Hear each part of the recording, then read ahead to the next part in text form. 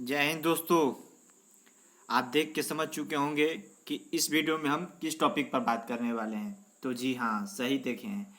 आप देखे हैं इसरो के बारे में। आप देखे हैं इसरो के बारे में कि इसरो क्या चीज़ होता है, इसरो का फुल फॉर्म क्या होता है, इसका इसरो कहाँ पे है। आज ये सब हम इस वीडियो में देखेंगे। अगर हमारे चैनल को आप सब्सक्राइब नहीं किए होंगे तो सब्सक्राइब कर लें और बेल आइकन को दबा लें ताकि हर आने वाली वीडियो की नोटिफिकेशन आपके मोबाइल तक पहुंचे। ठीक, तो देर न करते हुए हम आगे की तरफ बढ़ते हैं और देखते हैं कि इसरो का फुल फॉर्म क्या होता है। इसरो का फुल फॉर्म क्या होता है, ये देख ही रहे हैं। ये इसरो का सीन है। ये क्या है, रॉकेट है। और यहाँ पे देखिए परीक्षण हो रहा है। तो ये अंतरिक्ष से संबंधित है। इसरो क्या है, इसरो अंतरिक्ष से संबंधित है। ठीक, तो हम आगे की तरफ बढ़ते हैं, देखते हैं क्या है इसरो। इसरो का फुल फॉर्म क्या होता है। ठीक, भारतीय अंतरिक्ष अनुसंधान संगठन। भारतीय अंतरिक्ष अनुसंधान संगठन, जिसको इसरो को हम हिंदी में कहते हैं, जिसका इंग्लिश होता है इंडियन स्पेस रिसर्च ऑर्गेनाइजेशन, जिसको हम शॉर्टकट में इसरो कहते हैं। ISRO, क्या कहते हैं, ISRO, ISRO, Indian Space Research Organisation, जिसको हिंदी में हम भारतीय अंतरिक्ष अनुसंधान संगठन कहते हैं। ठीक, भारत का राष्ट्रीय अंतरिक्ष संस्थान है, जिसका मुख्यालय कहाँ पे है, जिसका मुख्यालय हमारा बेंगलोर में है। कहाँ पे है, बेंगलोर में है। इस संस्थान में लगभग 17,000 कर्मचारी एवं वैज्ञानिक है। कितने हैं, 17,000 कर्मचारी एवं वैज्ञानिक कार्यरत हैं। तो आप समझ जाएंगे कि इसी से समझ जाएंगे, जब 17,000 वैज्ञानिक और कर्मचारी हैं तो ये कितना बड़ा संगठन है, कितना बड़ा संगठन है। और इसका मेन मोटो क्या है, जो अंतरिक्ष संबंधित है, इससे मेन मोटो क्या है, इसका मुख्य उद्देश्य क्या है। इसका मुख्य उद्देश्य उपग्रहों, प्रमोचन यानों, परिग्राफी रॉकेटों और भू प्रणालियों का विकास शामिल है। क्या है, इन लोगों का विकास शामिल है। तो आप देख रहे हैं कि इसरो से पहले क्या था। इसरो तो बाद में इसका स्थापना हुआ, कितने पर हुआ, इसका कब हुआ, 15 अगस्त 1969 को की गई थी। कब की गई थी, 15 अगस्त 1969 को की गई थी। भारतीय अंतरिक्ष अनुसंधान संगठन की स्थापना, जिसको हम इंग्लिश में इसरो के नाम से शॉर्टकट में जानते हैं, इसकी स्थापना 1969 में की गई थी। 15 अगस्त 1969 में की गई थी। ठीक, लेकिन इससे पहले क्या कुछ था, या डायरेक्ट इसका स्थापना ही हुआ है, डायरेक्ट ये संगठन ही बना। और कौन बनाया, क्यों बना, इसका उद्देश्य क्या रहा। तो जी हाँ, इससे पहले एक और अनुसंधान समिति थी। देखिए यहाँ पे दिया है, अंतरिक्ष अनुसंधान के लिए भारतीय राष्ट्रीय समिति थी। क्या थी, भारतीय राष्ट्रीय समिति थी, जिसको INCOSPAR के नाम से जाना जाता था। क्या जाना जाता था, INCOSPAR। ठीक, इसका फुल फॉर्म क्या होता है, Indian national committee for space research. इसका क्या नाम है, Indian national committee for space research. इस नाम की एक इकाई 16 फरवरी 1962 से कार्यरत थी। कब से कार्यरत थी, 1962 से कार्यरत थी। ठीक, 1962 से। तो आप समझ जाएंगे कि कितने पहले से ये कार्यरत थी। और बाद में जाके 1969 में, 15 अगस्त 1969 में संगठन, भारतीय अंतरिक्ष अनुसंधान संगठन की स्थापना हुआ। और हाँ, इस समिति में किसका किसका योगदान रहा, तो सबसे ज्यादा योगदान हमारा रहा भाभा जी का। किसका, भाभा जी का। अब सोच रहे होंगे कि भाभा कौन है, भाभा। तो जी हाँ, 12 अगस्त 1919 को, कब, 1919 को हमारे भाभा का जन्म हुआ था। वो भी कहाँ, अहमदाबाद, गुजरात में, जिनका पूरा नाम था डॉक्टर विक्रम अंबालाल साराभाई। क्या नाम था? डॉक्टर विक्रम अंबालाल साराभाई। ठीक, तो ये देख रहे हैं। अगला देखते हैं। भारत का पहला उपग्रह आर्यभट्ट था। भारत का पहला उपग्रह कौन था? आर्यभट्ट था, जो 19 अप्रैल 1975 को सोवियत संघ द्वारा अंतरिक्ष में छोड़ा गया था। किसके साथ?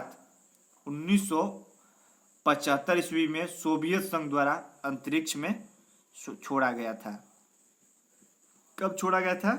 अंतरिक्ष में 1975 को छोड़ा गया था।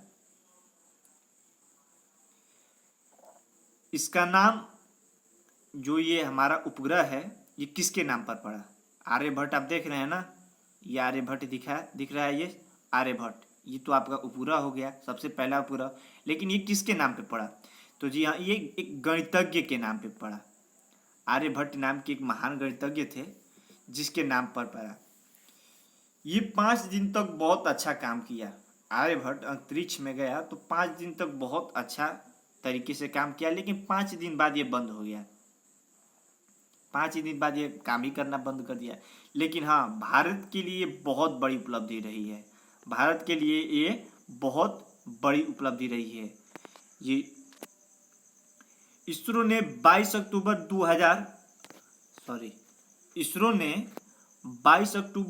2008 को चंद्रयान-1 भेजा। कब, कितने को भेजा?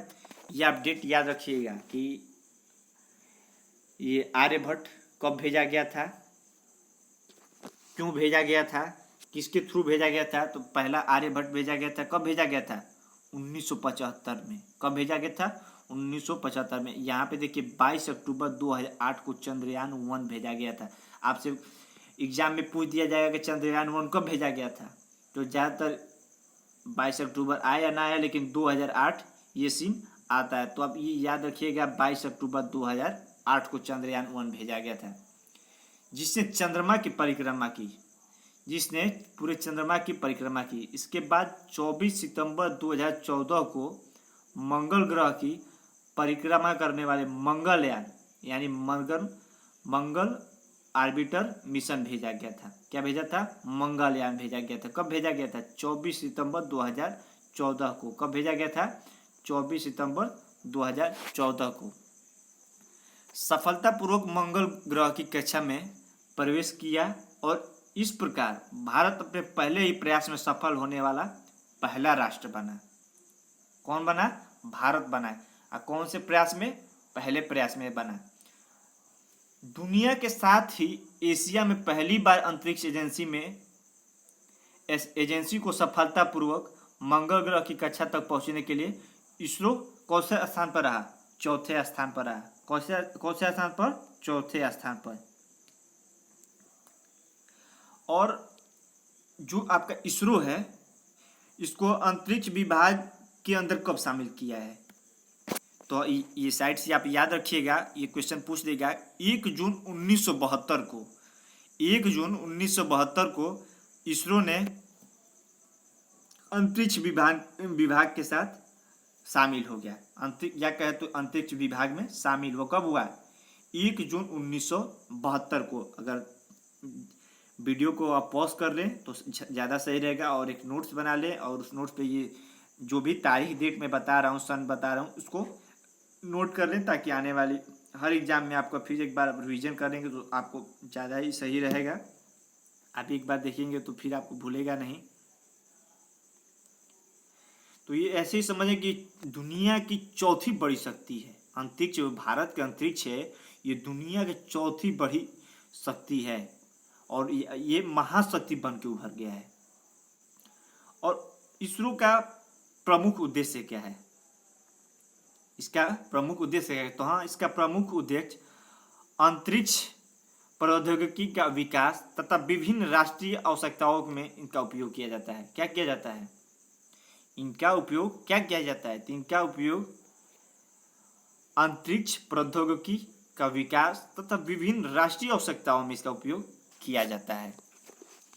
तो आप इसरो के बारे में बहुत अच्छी तरह से समझ गए हैं। और हाँ, एक टॉपिक तो छूट ही रहा है आपसे कि उपग्रह कहाँ बनाए जाते हैं? ये बहुत वनडे एग्जाम में पूछा गया, बहुत बार ये क्वेश्चन पूछा गया है। एक बार BHU के एंट्रेंस एग्जाम में भी पूछा गया था, उस समय शायद हम पेपर देने गए थे।